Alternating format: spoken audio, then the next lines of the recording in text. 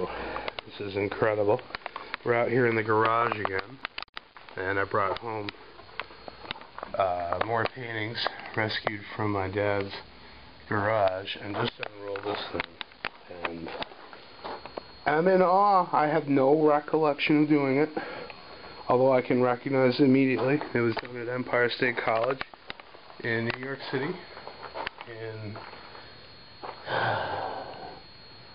fall of 1997. I did a lot of work there, and it's one of my Dutch interior compositions. It's a form that I've pursued before with this round table, a door, poster, the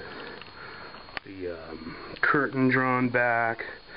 I forgot to add the umbrella stand to some of these, and then a window looking out, and this time we're looking out from the window of my studio at West 28th Street in Manhattan, and it's a form that turns up, or a scene that turns up in a lot of things that I did from that era, and it looks like we're missing probably a photograph that was right there, and this is just, there we go.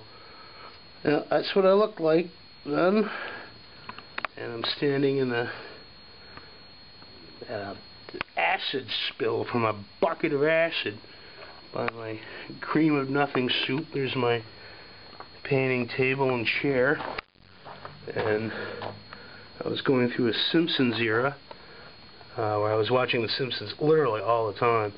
So here's Homer on a TV over my boombox, and then behind them this is usually sort of a rounded form, and then in these compositions, and I have different little figurative elements or whatever on it, and these are some gas mask guys in the Palais Royal.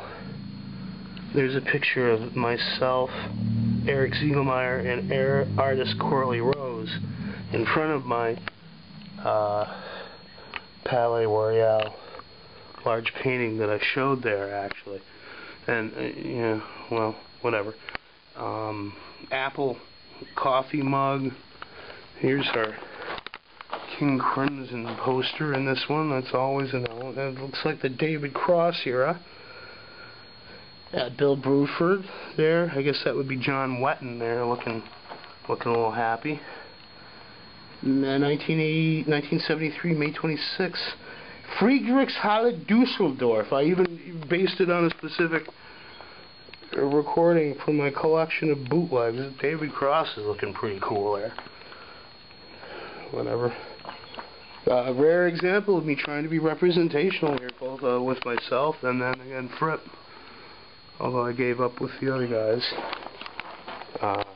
And there's a rare shadow indicating light source and specific depth in the picture plane, which is also not typical of my work at all. I usually don't even bother with that. So I was in prime mode here, and the odd thing is that I don't remember making the piece. Although I think I can recall now showing it at a visiting artist critique, and they're not being satisfied, or what's the word? Satisfied? I think that's the right word. They didn't see the point in it, and didn't understand how this recurring motif has turned up from time to time. I think it's one of the best paintings I've ever done, which is one of the reasons why this act of getting these paintings out of my dad's garage has been so important. Let's take a look. I don't want to slip my foot in it, but I'm going to take a look at the window in the door here, because usually that's not. Usually I don't fill that in either. But wow. Probably stapled to my studio wall. I don't think it was ever stretched. Doesn't look like it was on a stretcher, and the painting was all the way down to the bottom, so yeah, I'm pretty sure this was stretched directly onto my studio wall, and I went to town, and for whatever reason it just got rolled up and forgotten, although that's an indication of how much work I was doing at that period. It just A couple, 3 paintings a day sometimes. And the Palais Royale picture there dates it to after June 1997. So this might have actually been done during the summer when I first got there, now that I think about it. Because I was in New York